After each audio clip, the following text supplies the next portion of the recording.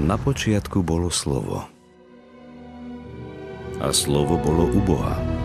A to slovo bolo Boh.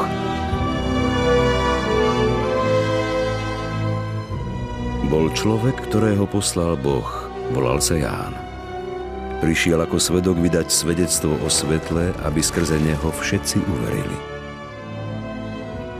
On sám nebol svetlo. Prišiel iba vydať svedectvo o svetle. Pravé svetlo, ktoré osvecuje každého človeka, prišlo na svet. Evanjelium podľa Jána.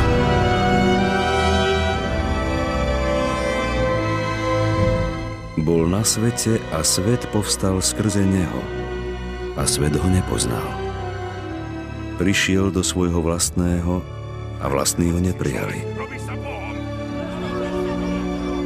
Ale tým, ktorí ho prijali, dal moc stať sa Božími deťmi. Chlieb je ten, ktorý zostúpil z neba a dáva svetu život. Pane, vždy nám dávaj taký chlieb. Ja som chlieb života.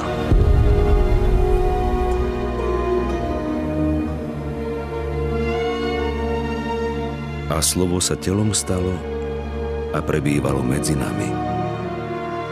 A my sme uvideli jeho slávu. Slávu, akú má od Otca jednorodený syn, plný milosti a pravdy. Ján o ňom vydal svedectvo.